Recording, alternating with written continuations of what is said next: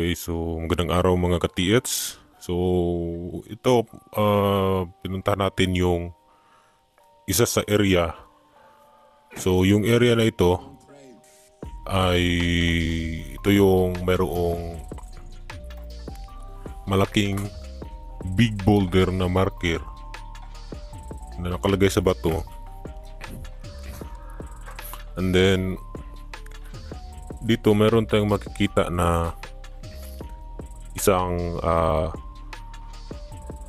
dyan sa harapan may malaking butas na parang tinakpan ng bato. Okay, so kung titingnan natin, para siyang isang rock enclosed kung titingnan. So ngayon gagawa natin ng detection kung ano ba yung hatak ng locator. Okay, makikita kasi natin yan kung ang isang detection ay isa bang solid or decoy.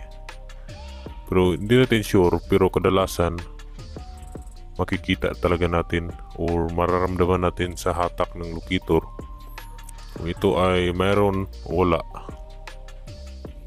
Okay, so sa unang test, sa unang paglocate, dito tinuturo. Okay, doon sa may butas na tinakpan. So solido siya ka-hunters, hindi siya madaling ibasagin. So meron siyang nakuhang detection. Okay, meron siyang nakuhang aura ng gold. Pero dito iba yung hatak, para siyang single na hatak. Hindi siya katulad doon sa iba na napakalakas humataw ng aura. Dito parang single lang siya, So ito ay isang ginawa mismo. Okay, yung mga decoy. Maraming tayong na-encounter ng mga ganyan ka-hunters. Akala natin na mayroong laman, pero wala. So yung isa sa paraan para ma-identify natin kung yan ay mga ginawa o mga decoy ay tingnan yung grano ng bato, yung kanyang component. Iba-iba kasi yan. Ang normal na bato, kung titingnan mo yung kanyang grano, yung kanyang component, yung kanyang texture o yung kanyang purma, yan ay white, lalo na kapag sa mga sapa. Kung pukpukin mo yung maso yan, para yung mag-abog sa Bisaya. Okay, mayroon niyang white color pero walang halong black. Okay, yung mga bato na ginawa, meron niyang mga halong black na maitim, medyo maitim, para siyang uling. Pero hindi naman siya uling dahil matigas naman siya na texture. Yan ay mga high mineral stone na kung saan ay kukuha siya ng aura ng gold. Okay, so nakadesign yan para pangligaw. Okay, iba yung hatak, pero makukuha natin yan sa paulit-ulit natin na pag-detect kung saan nga ba ibang direksyon, kasi yan ay decoy. So malapit lang dito, yan ay sa ibaba kasi yan nakaturo, nakahiga. Nandoon yan sa ibaba, dalawa kasi yan. Yung isang nandoon sa may malaking bato, yung isa maliit. which is nagtuturo sa ibaba. Yan o. Okay. So dito dumistansya tayo ng konti para makita kung meron nga ba. Kasi yung C sa bato, nakaturo siya sa ibabaw.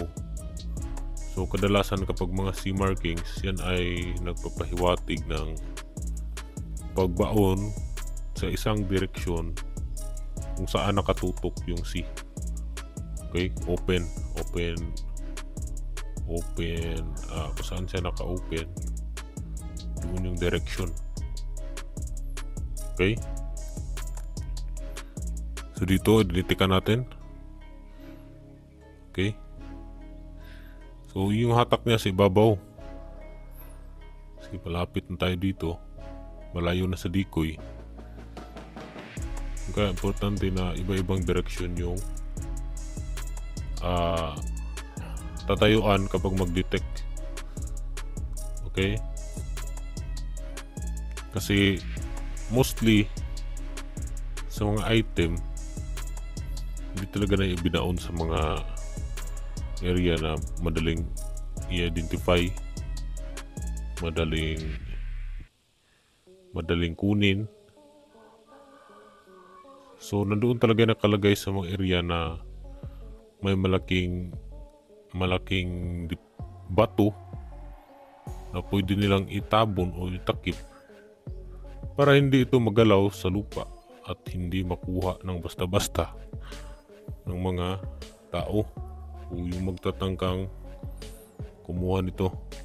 Okay?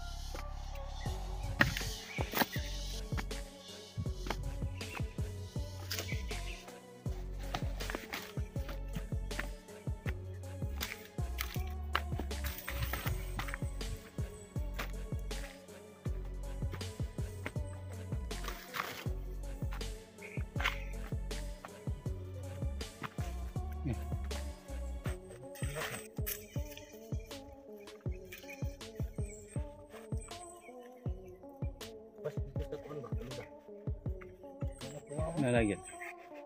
Nalagyan ito. Kuan, sigsag-sigsag wa.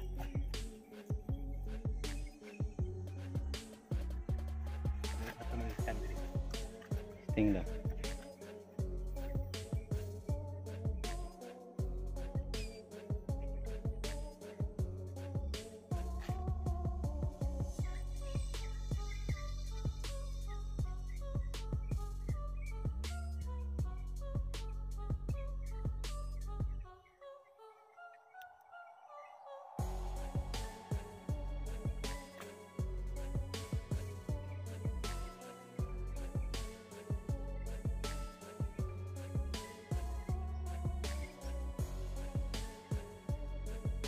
Bye-bye.